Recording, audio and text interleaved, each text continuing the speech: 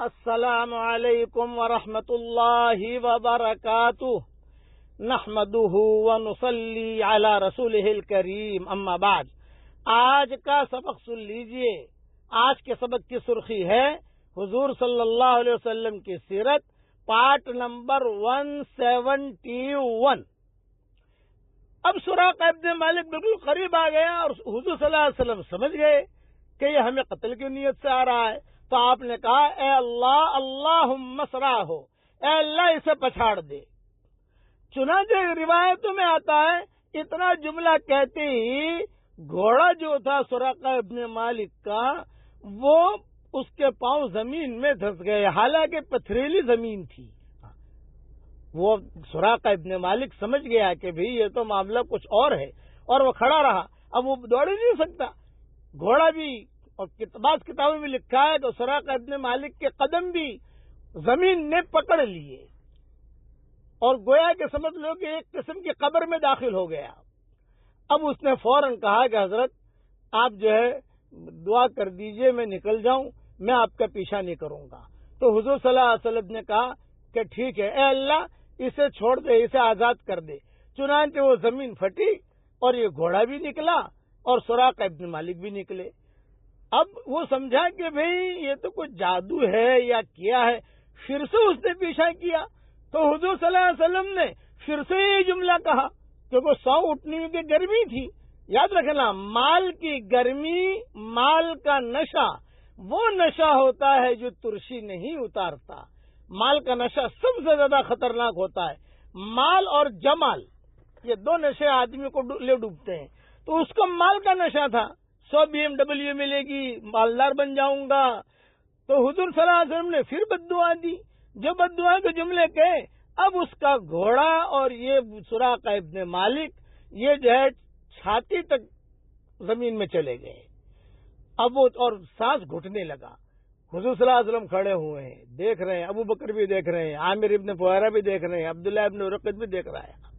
کتابوں میں لکھا ہے سراقہ ابن مالک نے کہا کہ حضرت اب بالکل آپ کا پیچھا نہیں کروں گا، اب بالکل آپ کا پیچھا نہیں کروں گا، آپ مجھے چھڑوا دیجئے، بڑی مہربانی ہوگی، اب نہیں کروں گا حضرت، آپ میری مدد کیجئے۔ چنانچہ حضور صلی اللہ علیہ وسلم نے اس کو معاف کر دیا اور معاف کر کے کہا کہ اللہ اسے تو نکال دے۔ چنانچہ وہ نکلا اور نکل کر جو ہے حضور صلی اللہ علیہ وسلم کے قریب آیا اور بیٹھا اور کہا کہ حضرت مجھے معاف کر دیجئے۔ آپ نے فوراً اسے معاف کر دیا۔ آج کل تو ہم لوگ جو ہے کوئی اگر دل سے معافی مانگے تو اس کو بھی معاف نہیں کرتے، اور وہاں یہ آدمی قتل کی نیت سے آ رہا تھا، حضور صلی اللہ علیہ وسلم نے معاف کر دیا، بلکہ اس کے پاس کچھ توشہ تھا۔ سراقہ ابن مالک نے روایتوں میں آتا ہے اس کے پاس کچھ توشہ تھا، وہ توشہ اس نے حضور صلی اللہ علیہ وسلم کے سامنے پیش کیا کہ حضرت یہ میری کھجوریں ہیں، سامنے میری بکریاں بھی ہیں، سامنے یہ ہے، آپ لے لیں۔ آپ نے فرمایا نہیں بھی، ہمیں اس کی ضرورت نہیں ہے، بس تم صرف اتنا کام کرنا، ہم جا رہے ہیں مدینہ منورہ اور اس راستے سے جا رہے ہیں، یہ تم کسی کو بتانا مت، تمہارا کام صرف اتنا ہے۔ بہت دینے کی کوشش کی، یہ لے لو، یہ لے لو، یہ لے لو، لیکن حضور صلی اللہ علیہ وسلم نے کوئی چیز بھی سراقہ ابن مالک کی نہیں لی، حضور نے انکار کر دیا۔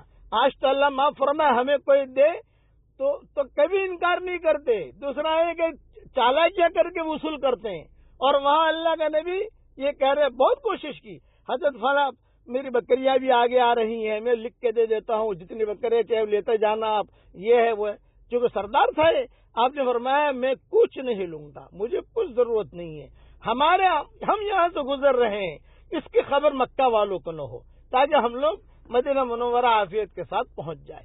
سراقہ ابن مالک نے کہا کہ ٹھیک ہے، واپس روانہ ہوا سراقہ ابن مالک۔ راستے میں لوگ ملے، اب جب لوگ ملے تو لوگ پوچھتے تھے ارے بھائی محمد کو دیکھا، محمد کو دیکھا۔ سراقہ ابن مالک ایک ہی بات کہتے تھے کہ بھائی دیکھو میں دور تک دیکھ کر آیا ہوں، محمد کا تو کچھ پتا نہیں ہے، خواہ تم تھکو مت، یہ کہہ کر آدھے رستے سے مکے والے بھی واپس ہو گئے۔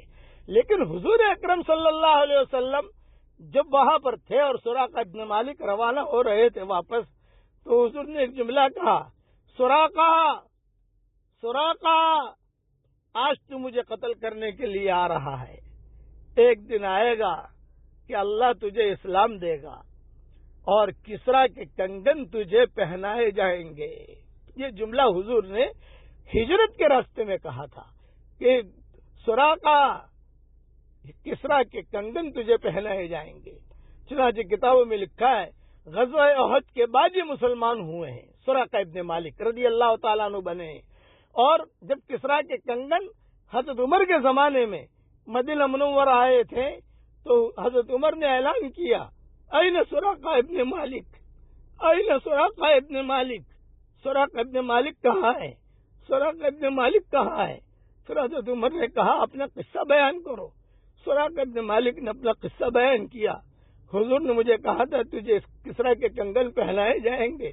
حضرت عمر نے سب کے سامنے کسرا کے کنگن پہنائے اور ایک جملہ کہا صدق اللہ و رسولہ، اللہ نے بھی سچ کہا، اس کے رسول نے بھی سچ کہا کہ اس وقت میں تو حضور کے قتل کے لیے جا رہا تھا، آج اللہ نے تجھے اسلام بھی دے دیا اور آج کسرا کے کنگن بھی تیرے ہاتھ میں ہے. اس طریقے سے حضور صلی اللہ علیہ وسلم ہوتے ہوتے مدینہ منورہ کے قریب پہنچے. بقیہ تفصیل انشاءاللہ کل پوری کروں گا.